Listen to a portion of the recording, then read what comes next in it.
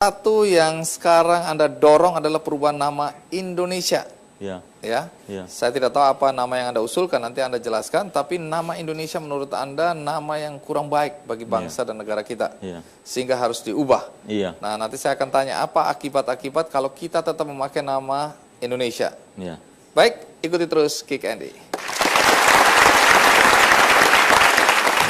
Dari tadi Anda ingin sekali mengubah nama Indonesia. Lalu nama yang pantas, tepat, dan bagus untuk menggantikan nama Indonesia apa?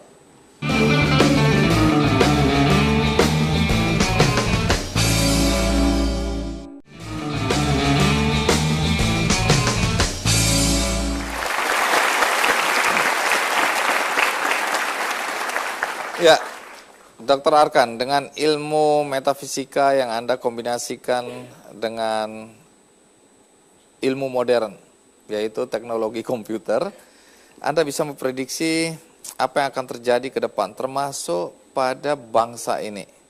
Salah satu yang membuat Anda gundah, Anda galau, Anda merasa khawatir adalah nama Indonesia. Karena menurut ilmu Anda, nama Indonesia ini akan menyebabkan hal-hal yang buruk akan terjadi pada bangsa ini. Bisa dijelaskan apa alasan Anda dan hal-hal buruk apa yang bisa terjadi pada bangsa ini? Dalam struktur nama Indonesia, kita menemukan bahwa synchronicity value ada di 0,5 dengan coherence value 0,2. Jadi di synchronicity 0,5 itu dalam memanfaatkan kesempatan-kesempatan yang ada, negara ini tidak bisa optimal. Dalam hal coherence, ketika kita bicara tentang kemampuan bernegara, juga tidak optimal. 0,2, sangat rendah. Kemudian ada Harani 8 di sana, di mana menunjukkan bahwa potensi untuk pecah yang sangat tinggi. Potensi untuk pecah? Iya, untuk retak dan bubar jalan. Dan dengan Harani 8, itu sangat tinggi sekali potensinya untuk berakhir dengan negatif.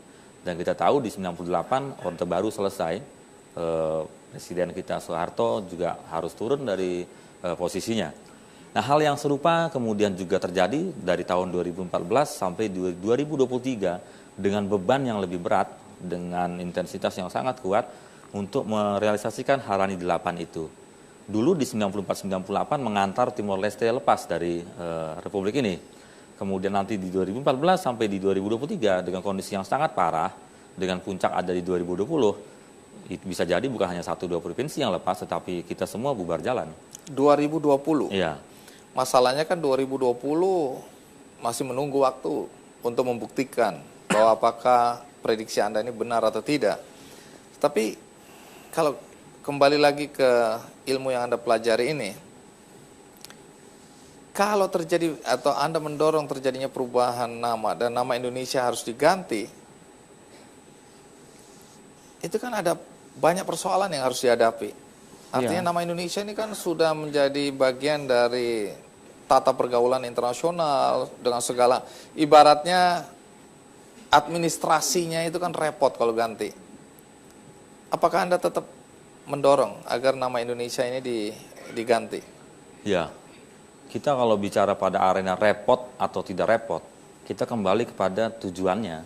Jadi apa manfaatnya kita mempertahankan nama negara ini dengan alasan tidak mau repot, lalu pada akhirnya kita bubar? Tentu memperbaiki nama adalah hal yang lebih baik untuk hasil yang lebih baik dengan sedikit usaha repot-repot tadi. Tapi kalau kita lihat di banyak negara juga banyak yang mengganti nama, ya, seperti misalnya yang terkenal di Asia, ya, dari mulai Siam berubah jadi Muang Thai kemudian berubah menjadi Thailand. Misalnya begitu. Saya mencoba browsing, ya, mencoba mencari-cari beberapa negara yang mengubah nama negaranya, ternyata banyak sekali, ya. Burma, Myanmar, Ceylon jadi Sri Lanka, paling dekat Portugis Timor, kemudian Timor Timur, sekarang Timor Leste, ya. Zimbabwe itu dulu Rhodesia, bahkan sebelum Rhodesia masih panjang lagi. Dan ini ada sekian banyak daftar beberapa negara yang mengubah nama negaranya, ya. Dari tadi Anda ingin sekali mengubah nama Indonesia. Lalu nama yang pantas, tepat, dan bagus untuk menggantikan nama Indonesia apa? Melihat dari sejarah, saya mengusulkan untuk kita kembali pada satu kata, Nusantara. Nusantara. Iya. Oke, kalau Nusantara bisa diperlihatkan di sini Kalau Nusantara. hasilnya.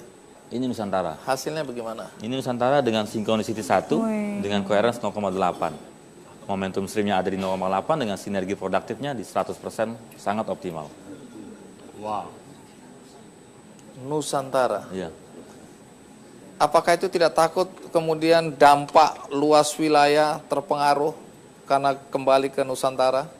Ketika kita menggunakan nama Nusantara, bukan berarti kita kembali kepada masa Nusantara itu ada. Sebagai contoh misalnya, Filipina itu kan nama awalnya Maharlika.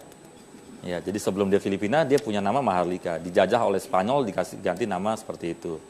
Nah, ketika taruhlah misalnya si Filipina ini menggunakan kata nama Nusantara, apakah kemudian dia menguasai area kita? Kan juga bukan. Ketika Central Amerika berganti nama jadi Honduras dan dia memilih menggunakan nama Nusantara, bukan berarti daerah ini juga menjadi bagian dia. Jadi kekhawatiran itu harusnya tidak ada ya? Tidak ada, ya ini hanya mengubah nama negara saja, bukan dengan kemudian semua mencaplok batas area-area wilayah lain. sama persis. Ya, dengan ukuran yang persis sama, hanya namanya yang berubah. Baik. Gitu. Jadi apa yang sudah Anda lakukan untuk mendorong agar terjadi perubahan nama dari Indonesia menjadi Nusantara? Dalam setiap pertemuan dengan klien, saya tidak pernah lepas pada akhirnya akan sedikit menyinggung masalah nama negara.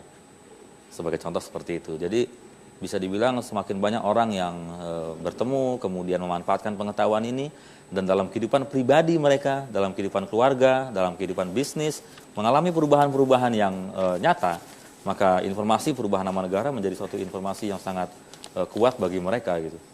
Sehingga mereka masing-masing tentu kalau ditanya apakah Anda suka dengan nama Indonesia atau Nusantara gitu, kalau dia sudah tahu strukturnya, dia akan pilih Nusantara. Tapi dengan upaya yang Anda lakukan ini, Anda nggak takut dibilang orang gila? Ya, semua orang ketika melakukan pembaharuan di mana-mana disebut sebagai orang gila.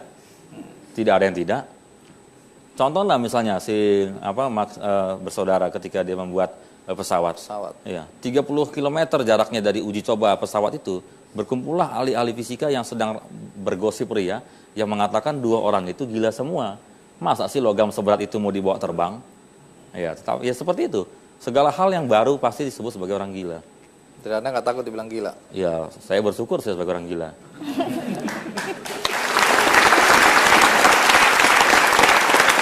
Terima kasih, Dr. Arkan. Terima sudah kasih bersedia kembali, tampil di acara Kick Candy. Dan di akhir acara ini ada seorang musisi namanya Sri Krishna.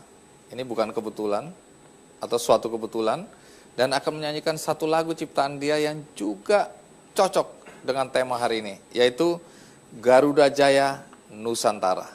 Mari kita sambut Sri Krishna.